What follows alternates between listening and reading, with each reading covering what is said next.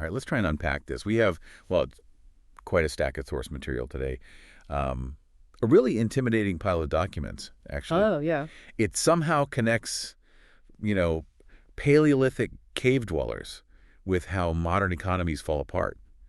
And then jumps from Byzantine empresses all the way to the Amazon's deep history. It really does cover a lot of ground. It's just this huge sweep of human stuff, thousands of miles, tens of thousands of years. Yeah, but it's not just like random facts, right? It feels more like a collection of, I don't know, crucial moments, pressure points in the human story. Okay.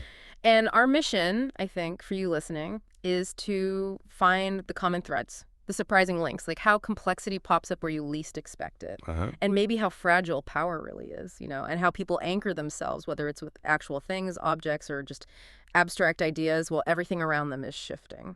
Right, looking for those little nuggets of knowledge that kind of make you rethink the whole human story, especially around those big turning points. And we're not starting with the usual suspects, the big empires and their famous dates. No, we're going deeper. We're starting right at the foundations, adaptation, movement, complexity. In societies that, well, history books often just called simple. Which means we have to sort of redefine what civilization even looks like, especially when we talk about the Americas before 1492. Okay, let's jump right in there. The Western Hemisphere, the standard story, 1492. You know, it often paints this picture of a huge, empty wilderness just waiting. Yeah, the empty continent myth. But our sources are basically saying, nope, completely wrong. The new thinking, the scholarly view now, is that the Americas were buzzing, thriving, incredibly diverse, maybe even 100 million people before Columbus ever showed up. And what's really mind-blowing is the sheer density they're uncovering now, especially, you know, in the Amazon. For centuries, people just dismissed the Amazon, thought it was too tough, too poor in resources for big societies. A green desert, wasn't that the term? Exactly. But now we've got evidence that around 1000 AD, that river basin was way more crowded than we thought, especially down near the mouth of the river. And the population numbers are just wild considering the environment. Like this chiefdom, Marasho, on an island right at the Amazon's mouth. They're estimating its population now at maybe 100,000 people. 100,000 on an island in Amazon. And then further upriver, near where Santarém is today, archaeologists are thinking that area could have supported maybe 400,000 people. 400,000. You just got to pause on that for a second. It's staggering. Think about it. That would make it one of the larger population centers on the planet back then. Bigger than most European cities at the time. So the big question is how? How did they do it in a rainforest? Well, that's the really cool part. They didn't do it with old world farming, you know, slash and burn that ruins the soil super fast. They were smarter. They used ingenuity. Okay, yeah, the source talks about this unique system. Agroforestry. Farming with trees. Is that right? That's basically it. Instead of clearing everything for one crop, like wheat, they managed the forest itself. They cultivated useful trees, other plants, all layered together, kind of mimicking the natural jungle. So it was sustainable. Totally. That's the key. It let them have these dense settlements without causing ecological collapse. And you also have to factor in terra preta, that amazing dark earth, human-made fertile soil. Right. The whole system worked. And the fact that this entire complex world just vanished after 1492, along with all that knowledge of how to live sustainably in the tropics, it's just a massive loss, a huge what-if for humanity. And we see a similar kind of, whoa, history is wrong moment when we look further south, right? The antiquity of cities in Peru, specifically Norte Chico. Oh, absolutely. Forget that old list of the 4 cradles of civilization, Mesopotamia, Egypt, Indus, China. Add a 5th one. You have to. The discoveries on the Peruvian coast just blow up that timeline. The basic fact is, between 3200 and 2500 BC, they were building large-scale public buildings, monuments, in at least 7 different places along the coast, including this huge temple complex at Huaycanga. And here's the kicker, the bit that really makes you stop and think. Yeah. At the exact same time Huaycanga was going up, the only other place on Earth with anything like an urban complex was Sumer. Mesopotamia. Right. That's the mind bender. It forces you to add coastal Peru as another independent, incredibly ancient wellspring of civilization. Period. Wow. And what makes it even more fascinating, maybe even challenging for us, is how they did it. Huaycanga and the other Norte Chico sites, they built these massive centers without things we usually think are essential for cities. Like what? Well, they didn't seem to have pottery at first. No defensive walls. They weren't even relying on staple grains like maize yet that came later. Their economy was probably based heavily on the sea, anchovies, things like that. So civilization can start in ways we didn't expect. It's more flexible? Much more flexible in how it gets started. It's proof of independent human genius, really. And speaking of independent genius, we absolutely cannot skip Mesoamerica. Their contributions were just immense. Oh, for sure. I mean, think about food. The sources point out that indigenous people in the Americas developed something like 3/5 of all the crops grown worldwide today. 3/5. Seriously. Yeah. Maize, potatoes, tomatoes, peppers, chocolate, vanilla. Yeah. The list goes on. Basically, if you eat, you owe a debt to the agricultural innovations from here. That's incredible. And it wasn't just farming, right? Their intellectual achievements. It's profound. They independently developed writing systems, multiple types. Sophisticated astronomy, incredibly accurate calendars, advanced math. Didn't they figure out the concept of zero, like, way before Europe? Centuries before it was common in the old world, yes. Mm-hmm. True mathematical pioneers. Mm-hmm. The genius was just everywhere, not just in the places the old history books focused on. Okay, so moving from these big settlements back even deeper in time into the Paleolithic, complexity wasn't just about cities or crops, right? It was also about adapting, moving. Exactly. Adapting lifestyles over huge timescales, often in really tough environments like the Andes. There's that great example from Pachamache Cave high up in the Peruvian Cuna. The digs there show this really slow, subtle shift in how people live. Right. Around 10,500 BC, the people there were mainly hunters, focusing on vicuña and guanaco, those wild camelids. But then, over thousands of years, by about 5000 BC, they'd gradually shifted towards herding their domesticated relatives, the alpaca and llama. But it was hard to tell exactly when the switch happened. Yeah, that's the tricky part for archaeologists, and it's such a cool detail.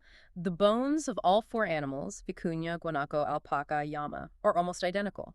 So you can't just look at a pile of bones and say, aha, herding started here. It was this gradual drift, as the source calls it, over 5,000 years. It shows adaptation isn't always some big, sudden revolution. It can be slow, subtle, almost invisible, but totally crucial for survival. And thinking about adaptation and sophistication, Yeah. it wasn't just Homo sapiens, right? We see really interesting things with Neanderthals, too. Absolutely. Complexity wasn't exclusive to our direct line. Their tool use, for instance, it gets stereotyped as crude, but it was actually highly specialized. You mean specific tools for specific jobs? Yeah. Like at sites in France, Abri-Pironi is one. Neanderthals there showed a real preference for this one tool, a lissoir. It's basically for processing animal hides. A lissoir. Oh, Like a smoother scraper to make leather soft. Exactly. Makes hides supple, maybe waterproof, but what's really telling is what they made them from. Okay. In this one layer at Abri-Pironi, the animal remains were like 90% reindeer. Loads of reindeer bone lying around. Makes sense to use that then. You'd think. But for their lissoirs, they were specifically choosing ribs from bison or aurochs, big wild cattle, animals that weren't even dominant in that specific spot. So they were going out of their way to find different bones. Why? Because those ribs are better for the job. They're denser, they have a better natural curve, it gives you a better grip, better force when you're scraping away for hours. Wow. It tells us they weren't just making basic hide coverings. They were likely producing high-quality, fully processed hides. Maybe for making sophisticated shelters like tents that let them move around the landscape more easily. It implies planning, understanding materials, real know-how. Right. Sort of early material science. Okay, shifting forward a bit, but still way back. Early Neolithic. Complexity wasn't just tools or finding food, but also how societies were organized, even before pottery shows up. Yeah, the pre-pottery Neolithic B, the PPNB period, some of those settlements give us a fascinating glimpse into really dynamic social structures. Like Ain Ghazal. Yeah. That huge site in Jordan. Exactly. Occupied for a super long time, roughly 7250 to 5500 BC. It was a massive village, maybe even a town. And what did they find there about social life? Well, the archaeology suggests houses were being remodeled pretty often over that long period. But there's also this subtle trend they noticed towards smaller residential units over time. The houses seem to get smaller on average. Why does that matter? Smaller houses. Well, if you have smaller houses popping up within a big, settled village that lasts for millennia, it suggests things are changing inside the society. Maybe family structures were shifting, like extended families breaking down into smaller nuclear units. Or maybe new clans forming or different ways of organizing work. Could be any of those. It implies social change, fission, new dynamics happening within this apparently stable, long-lived settlement. Even without writing, you can see the social complexity bubbling away. Okay, and one last piece on this early complexity puzzle. Let's circle back to the Amazon. Its deep history really messes with the old timelines, doesn't it? Fundamentally, think about Painted Rock Cave.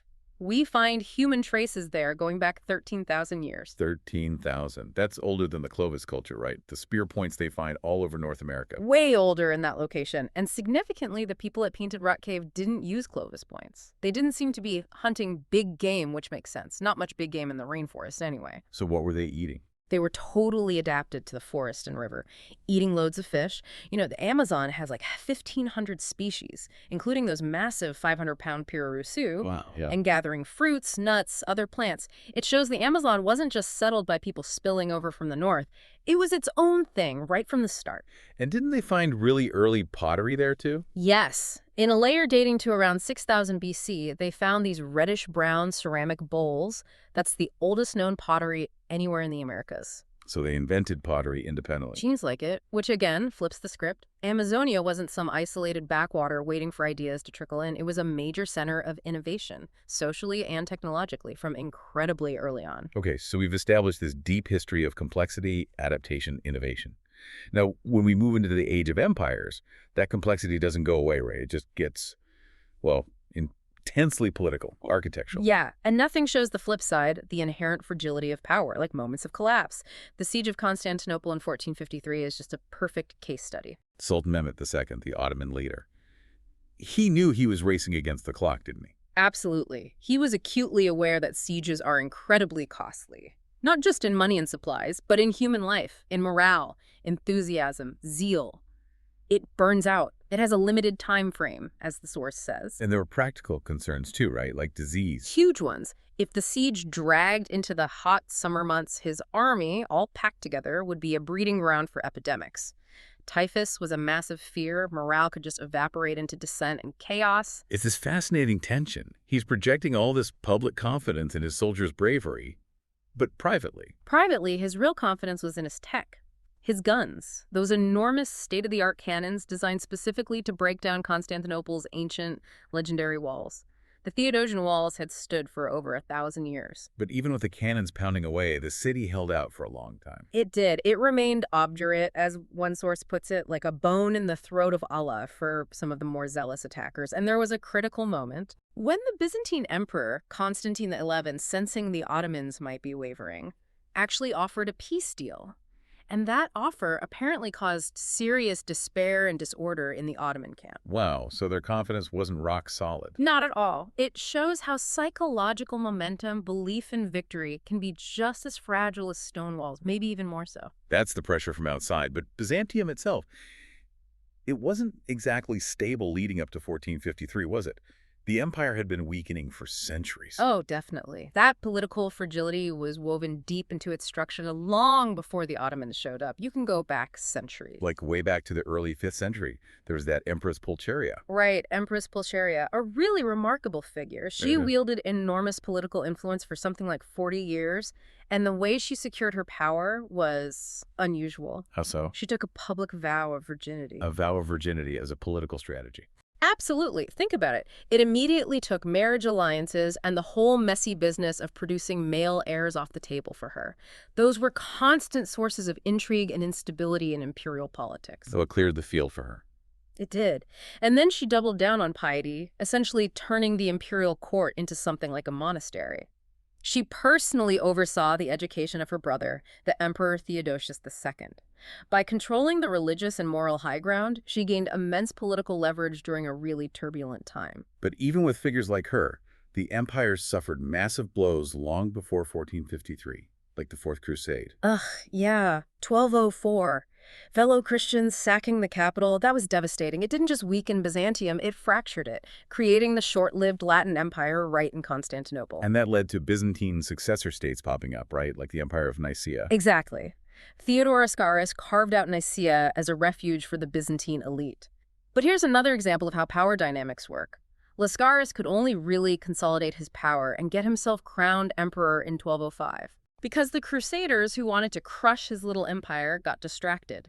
They marched off to fight the Bulgarian Czar, Colosian, and got defeated near Adrianople. So his success depended on something happening completely elsewhere, involving totally different players. Precisely. It shows how imperial survival often hinges on these weird geopolitical bounces, you know? An unexpected third party can totally change the game for the main rivals. It really underlines how power is about managing chaos, internal factions, external threats, all at once. Okay, let's switch empires. Different architecture of power. The late Roman Republic. How was power held and contested there, especially with people constantly moving around the edges? Well, one really interesting point from the sources about Rome, even at its height, is how hard it was for them to actually stop people moving in and out of their territory. Borders were porous, the state couldn't fully control that flow. And you see that reflected in the civil wars, like who people relied on. Yeah, look at Sextus Pompeius. Pompey the Great's son.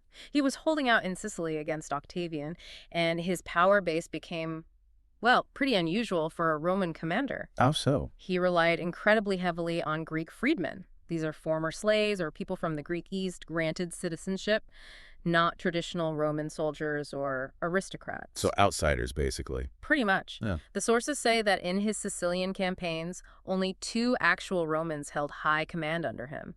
His power rested on these personal adherents, people whose loyalty was more transactional, tied to him personally, not the Roman state ideal. And how did that compare to his rival, Octavian, the future Emperor Augustus? Octavian played a much savvier long game. He focused on the internal politics back in Rome. Instead of relying on foreign contingents, he cultivated a considerable faction among the aristocracy. How? What did he offer them? The prospect of future high office, consulates, governorships, the traditional prizes of Roman political life.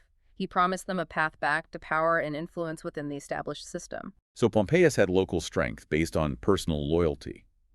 But Octavian captured the center by appealing to the elite's ambitions. Exactly. And ultimately controlling the traditional power structures, the Senate, the legions, the path to legitimate office, that proved far more durable. It's a classic clash.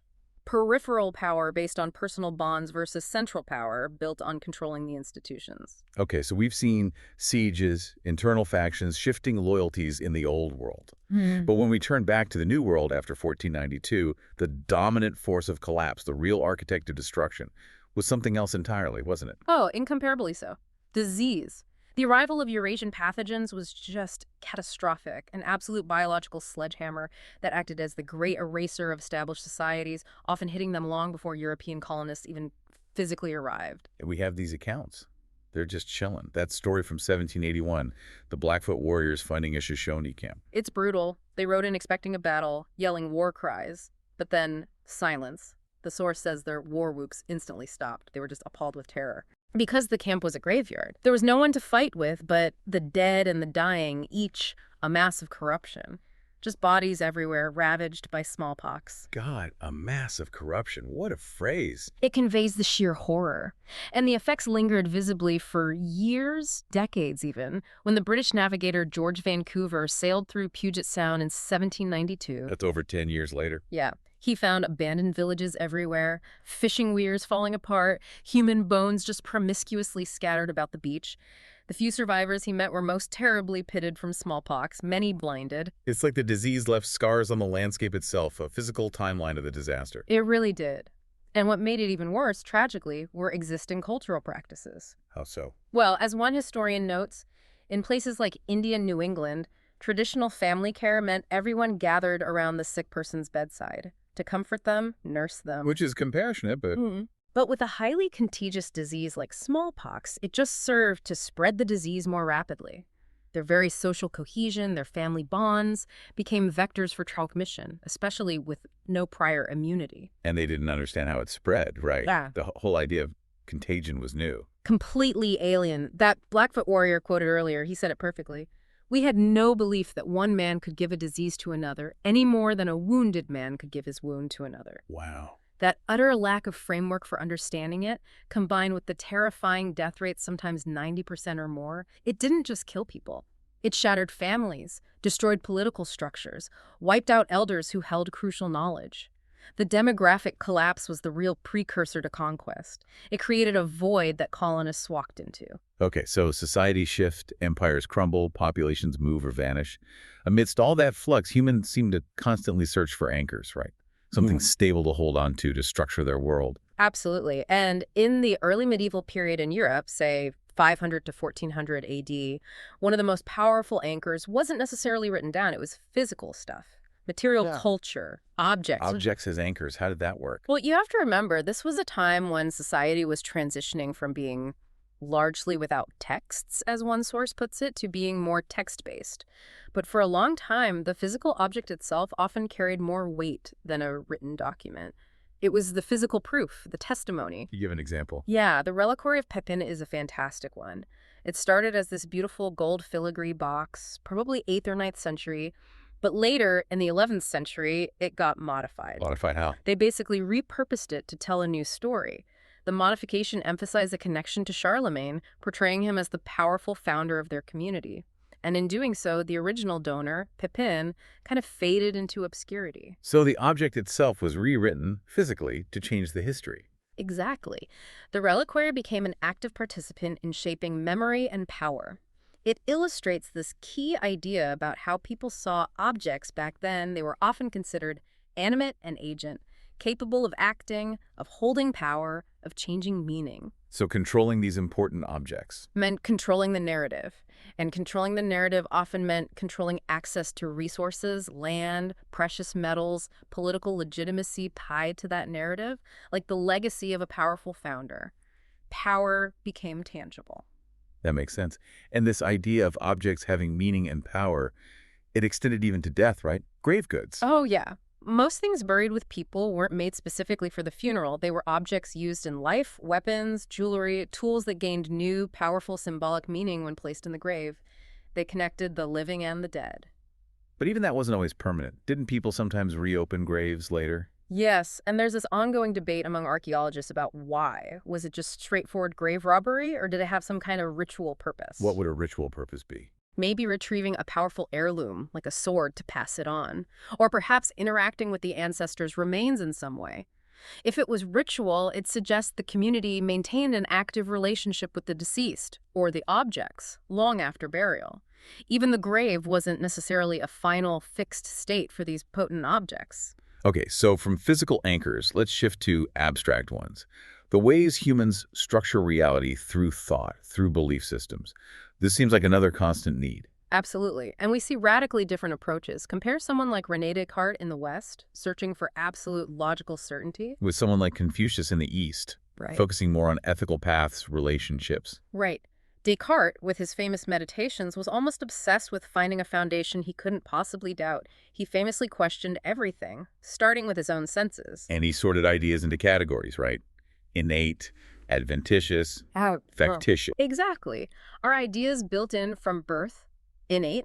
Do they come from outside, through our senses, like seeing the sun, adventitious? Or do we just make them up ourselves, like imagining a unicorn, factitious? And his goal was to find the truly reliable ones. Yes.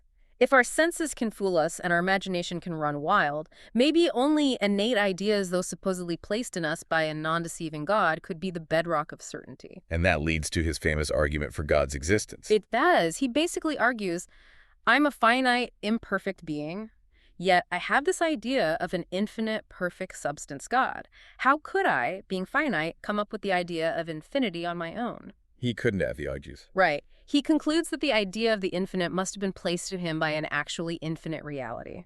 And the really crucial step for his whole philosophy is that he decides the perception of the infinite comes before the perception of the self. You only know you're imperfect because you already have an innate benchmark of perfection to compare yourself to. Wow. Okay, that's one deep dive into certainty. How does that contrast with Confucius? Well, Confucius is much less concerned with finding that kind of abstract, absolute metaphysical certainty. His focus is far more on the practical, ethical dimension of life, how to live well, how to navigate relationships, the Tao, the way or path. And he acknowledged that relationships are complicated and not everyone walks the same path. Precisely. He has that great line, you can study with some and yet not necessarily walk the same path. Yeah. You can walk the same path as some and yet not necessarily take your stand with them. What does that really mean? It's incredibly insightful about human connection, I think. It means you can learn from someone, respect their ideas, but not end up living the same way or having the same ultimate goals. And conversely, you might share goals or alliances with people you don't necessarily agree with on a deep philosophical level. So it accepts complexity and difference in relationships. Yeah, it values the reality of human interaction over demanding absolute intellectual or political conformity. It's arguably a more flexible kind of anchor for navigating the social world than Descartes' quest for singular universal certainty. And then there's the Stoic view, like Marcus Aurelius. Right, another approach. Marcus Aurelius advises choosing the best path in life, but he's very specific about what best means. Which is? That which is most profitable to you as a rational being. It's all about aligning yourself with reason, with the rational spirit within you. So ignore emotions, ignore what other people think? Pretty much. Things like popular applause, fame, even intense pleasure.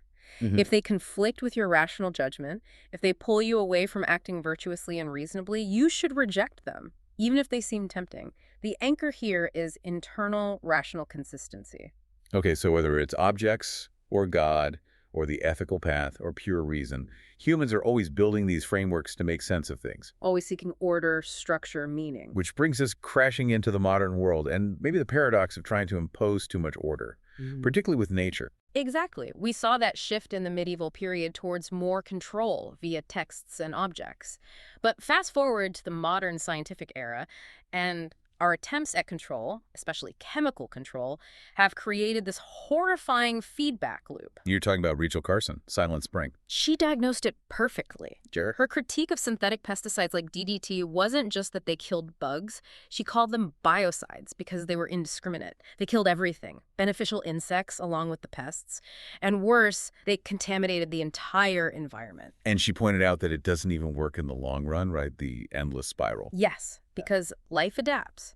Insects, she wrote, in a triumphant vindication of Darwin's principle of the survival of the fittest, evolve super races resistant to the chemicals. So they need stronger chemicals. Exactly. More toxic stuff in higher doses. Humanity gets locked into this chemical arms race against nature that it can never actually win, only escalate, making the environment progressively more toxic for everyone. And she asks that devastating question. Yeah. How could intelligent beings seek to control a few unwanted species by a method that contaminated the entire environment and brought the threat of disease and death even to their own kind? It challenges that very idea of human rationality we were just talking about with the Stoics. Is our control rational if it ends up poisoning us? Precisely. And she gives that chilling example of the chemical DDT used to control gnats near Clear Lake, California. What happened there? They used it in very low concentrations in the water, but it biomagnified up the food chain. Tiny amounts in plankton became concentrated in fish, then in the birds eating the fish. Western grebes started dying off in huge numbers. And the health implications for people? Well, the local health department claimed no hazard. But DDT is known to damage the human adrenal gland. It accumulates in body fat. And here's the truly dark twist. Yeah. That same cell-destroying property of DDT is now used medically. It's a treatment for a rare type of adrenal cancer. Wait, seriously? The pesticide is now a cancer drug? For that specific cancer, yes. It's this terrifying circularity. Our attempt to control life ends up becoming a tool to manage or maybe control death caused, potentially, by the same kinds of environmental contamination in the first place. It's a profound paradox of control. Hashtag outro. So if we try to pull all these threads together, this huge sweep of history, what do we see? I think we see these persistent patterns, right? Unexpected complexity right from the start. Constant flux, and the surprising fragility, especially when it comes to power. Yeah. We've had to rethink the scale, the ingenuity of early American civilizations. They weren't simple, they were incredibly complex, demographically and technologically. We've seen how empires, whether Byzantine or Roman, were constantly wrestling with internal fractures and external pressures, how easily they could collapse. Right, the siege, the factions. And through it all, this deep human need to find anchors. To embed meaning in powerful objects, or to build elaborate systems of thought and belief to make sense of it all. So what's the big takeaway then? If you had to boil it down, it feels like the only constant is change, is flux. I think that's exactly it. Relentless movement, adaptation, reordering, nothing stays fixed. From that incredibly slow drift from hunting to herding in the Andes. To the lightning-fast devastation of disease wiping out entire cultures. Boundaries are always shifting. Power rises and falls. Civilizations appear and disappear.